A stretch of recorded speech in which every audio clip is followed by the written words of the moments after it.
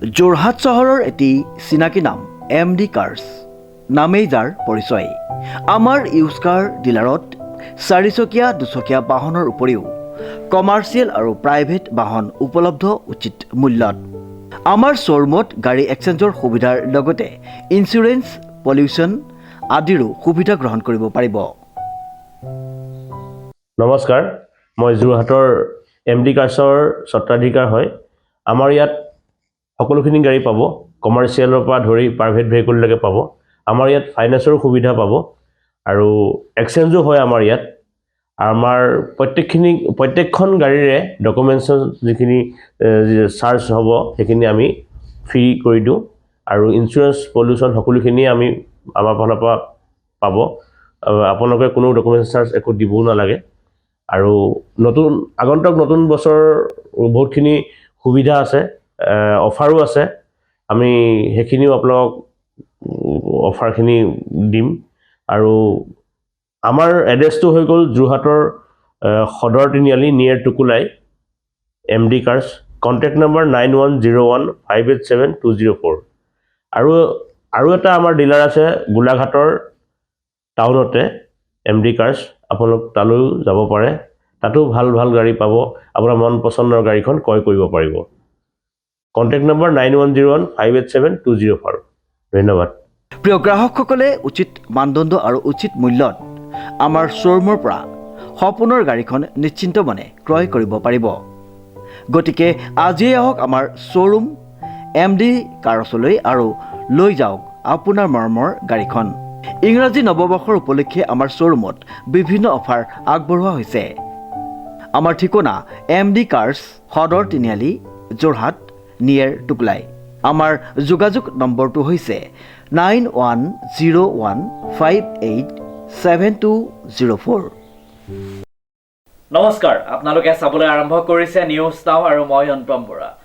দেৰগাঁও হলৌগাঁৱৰ অসমৰ আগশাৰীৰ ভ্ৰাম্যমাণ নাট্য দল থিয়েটাৰৰ সূৰ্যোদয় নাট প্ৰদৰ্শন। নিউজ নাওৰ এক বিশেষ প্ৰতিবেদন। দেৰগাঁও হলৌগাঁও অসমৰ আগশাৰীৰ ভ্ৰাম্যমাণ নাট্য দল থিয়েটাৰ সূৰ্যোদয়ৰ নাট প্ৰদৰ্শন। দেৰগাঁও সমজিলাৰ বৰুৱা বামুণগাঁও গাঁও পঞ্চায়তৰ অন্তৰ্গত হলৌগাঁও নামঘৰৰ সাহায্যাৰ্থে দেৰগাঁও পূৰ্বাঞ্চলিক শান্তি মিলন নাট্য মন্দিৰৰ সমীপত 30-31 ডিচেম্বৰ আৰু 1 জানুৱাৰী নাট প্ৰদৰ্শন কৰে অসমৰ আগশাৰীৰ ভ্ৰাম্যমাণ নাট্য দল সূৰ্যোদয় থিয়েটাৰে।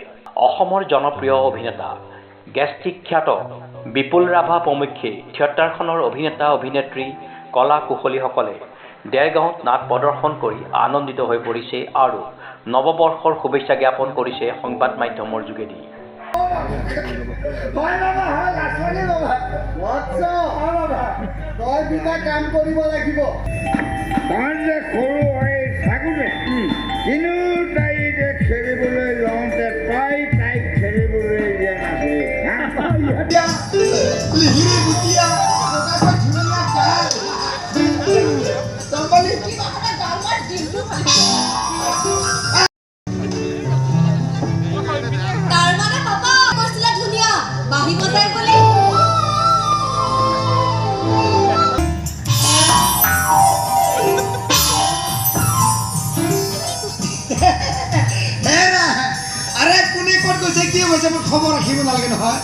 একদম অন্তৰৰ পৰা দিছোঁ।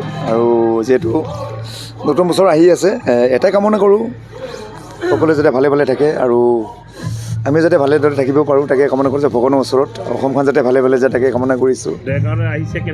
দেৰগাঁও বহুত ভাল লাগিছে, বহুত আগতে আহিছোঁ, কিন্তু থিয়েটাৰত এইবাৰ মোৰ প্ৰথম।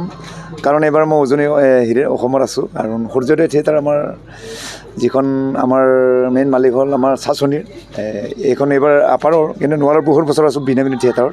কিন্তু এইবাৰ এতিয়া থাকে বহুত ভাল লাগিছে। আৰু ৰাইজৰ যিখিনি মৰম সঁচাকৈ শলাগ ল'ব লাগিব, ভাল লাগিছে যিখিনি মৰম। আৰু নিজৰ এখন থিয়েটাৰ আপোনালোকে আগবঢ়াই নিছে, কমিটিসকলক মই ধন্যবাদ জ্ঞাপন কৰিছোঁ। যিখিনি মৰম দিছে থিয়েটাৰখনক, সদায় একবাৰ এনেকৈ থাকক তাকে কামনা কৰিছোঁ। দেখা যায় যে এটা সময়ত বুলবুল হুছেইনৰ কমেডীৰ পৰা বেলেগ এটা পৰিচয় আছে অসমবাসীৰ ৰাইজৰ। আৰু আপোনাৰ অভিনয় বিশেষভাৱে দেখা যায় যে সম্পূৰ্ণ এটা নিভাঁজ অভিনয়। কেনেদৰে ইমান এটা নিখুঁত অভিনয় কৰিব পাৰে? হয়, এইটো ভগৱানে দিয়া বুলি ক'ব লাগিব। আৰু যিখিনি কৰোঁ অন্তৰৰ পৰা কৰোঁ, আৰু কোনোদিনা মই এক্টিঙত অৱহেলা নকৰোঁ। কাৰণ আমাৰ যিখিনি থিয়েটাৰ চাই বহুত সচৰাচৰ আমি গাঁৱৰ ভিতৰত থাকোঁ আৰু আমাৰ দুখীয়া মানুহবিলাকে চায়, কোনোবাই বাঁহ বিক্ৰী কৰি চায়, কোনোবাই হাজিৰা কৰে, কোনোবাই মুৰ্গী বিক্ৰী কৰে, কষ্ট কৰাৰ পইচা যাতে বিফলে নাযায় সেইকাৰণে মই যিখিনি পাৰোঁ সদায় কৰিবৰ কাৰণে চেষ্টা কৰোঁ। আৰু যিহেতু ময়ো সহজ সৰল মানুহ, মই সহজ সৰল মানুহৰ লগত থাকি ভাল পাওঁ। এনেকুৱা কেতিয়াবা অলপ দুখ লাগে নেকি অকণমান কমেডি চৰিত্ৰ হিচাপে অকণমান নায়কৰ পৰা অকণমান কোনোবা জেগাত সেৱা হ'বলগীয়া হয় নেকি, যিহেতু কমেডি চৰিত্ৰ এটা বিশেষভাৱে পৰিচয়? নাই, হয়, যেতিয়া নেকি এখন নাটক লিখা হয়, যেতিয়া লিখি অনাৰ পিছত নাটকখন চেঞ্জ কৰা হয় তেতিয়া ইফাল সিফাল হয়, ইফাল সিফাল হ'লে অকণমান, কিন্তু তথাপিতো মই কমেডিখিনি মই বনাই লৈ যাওঁ মালিক পক্ষৰ লগত মিলি। আজি এটা কমেডি আপুনি কৈছে যে নতুন বছৰ, এইটোতো আপুনি সাজি কৈছে? সেইটো সাজি কৈছোঁ, মই সাজি ভাল পাওঁ আৰু সেইকাৰণে ৰাইজে ভাল পায়, ভাল লাগে ৰাইজৰ লগত থাকি, এইটোৱে আৰু। গেষ্টিক প্ৰকৃততে গ্লেমাৰ হয়নে নহয়? এটা গ্লেমাৰ চৰিত্ৰ হয় নে? মনতে নিজক নিজে গ্লেমাৰ মানে হয় হয়, এইটো লাগে, ৰাইজে বনোৱা, এইটো গেষ্টিকটো ৰাইজে বনোৱা একচুৱেলি। আৰু সেইকাৰণে অহা বছৰ আমি নাম লৈছোঁ আমি গেষ্টিকৰ বিয়া উৰুলি দিয়া। কোনখন থিয়েটাৰ চুক্তিবদ্ধ হৈছে? মই সূৰ্যোদয় থিয়েটাৰতে হৈছোঁ। অহা বছৰ আকৌ ভাল পাব, আমি ৰেম্পবিলাক আকৌ বাঢ়িব। আৰু আমাৰ যিজন প্ৰযোজক আমাৰ দাদা, যিজন আমাৰ মালিক, বহুত ধুনীয়া মালিক, শুদ্ধ অন্তৰৰ মানুহ, আৰু তেখেতে বহুত কষ্ট কৰে আৰু কষ্ট কৰি এবাৰ তেখেতে আমাৰ আকৌ নতুন পদক্ষেপ ল'বৰ কাৰণে চেষ্টা কৰি আছে নতুন বছৰত। মোৰ ভাল লাগিছে এখন থিয়েটাৰত থাকি, খুব ধুনীয়া মৰম আৰু ৰাইজৰ যিখিনি মৰম খুব ধুনীয়া। যে ভ্ৰাম্যমাণ প্ৰযোজকসকলৰ কিছু হেমাহিৰ কাৰণে বহু এক্টৰ এক্ট্ৰেছ ওলাই যাবলগীয়া হৈছে। দেখা যায় যে এতিয়া প্ৰাঞ্জনা ডক্টৰ লাগিছে বৃন্দাবন থিয়েটাৰৰ পৰা, কেতিয়াবা এনেকুৱা মুখামুখি হৈছে নে গ্লেমাৰ সমস্ত নিগনিটোত কেতিয়াবা আপুনি উঠি বাঢ়ি যাবলগীয়া হৈছে নেকি ক'ৰবাত? নাই, এইটো ক্ষেত্ৰত হ'ব যদিহে আমাৰ যিটো কষ্টৰ ফল বা আমি যিখিনি ৰেচপনচিবিলিটি আমি পাব লাগে, যদি সেইটো নাপাওঁ, কাৰণ আমি এতিয়া নিজৰ জীৱন লৈ থাকোঁ, কাৰণ আমাৰ এটা জীৱন আছে বা এখন ঘৰ আছে, আমি ঘৰ বাৰী এৰি থাকোঁ। হঠাৎ যদি এনেকুৱা পৰিস্থিতিতে আহে, উপায় নাই, পদক্ষেপটো ল'ব লগা হয়। এইটো ৰাইজক দুখ দি লাভ নাই বা এইটো কমিটিক দুখ দি লাভ নাই। ঘৰত কোন কোন আছে? ঘৰ কোন জেগা? মোৰ ঘৰ ওদালগুৰি ডিষ্ট্ৰিক্ট, কাৰণ মই এতিয়া 6 মাহ ঘৰত যাব পৰা নাই। 6 মাহ মোৰ দেউতা ঢুকাল, মা আছে। মই থিয়েটাৰ থাকোঁতে মোৰ দেউতা ঢুকাইছে। পৰিয়াল কৰিছোঁ, বাবু আৰু মাইনা আছে, খুব ধুনীয়া। মই এইটো 6 মাহ মই ল'ৰা ছোৱালী মই দেখাই নাই। এইটো তাৰ মাজত থাকোঁ, ৰাইজৰ লগত ধেমালি কৰি থাকোঁ, ৰাইজৰ লগত সদায় এসাঁজ খাব বিচাৰোঁ, ভাল লাগে। এই মৰম, এই জীৱন, মানুহ জীৱন আজি আছোঁ কালি নাই, মৰাৰ পিছত একো নাই। আমাৰ যদি প্ৰতিবেদন চাই আপুনি পৰিয়ালক কেনেদৰে নৱবৰ্ষৰ শুভেচ্ছা জনাব আমাৰ যোগেদি? ভালকৈ থাকবি, একদম উল্টা পাল্টা নকৰিবি। মই বাহিৰত থাকোঁ না, একদম ভালকৈ থাকবি, চাবি বিয়াত খাবলৈ।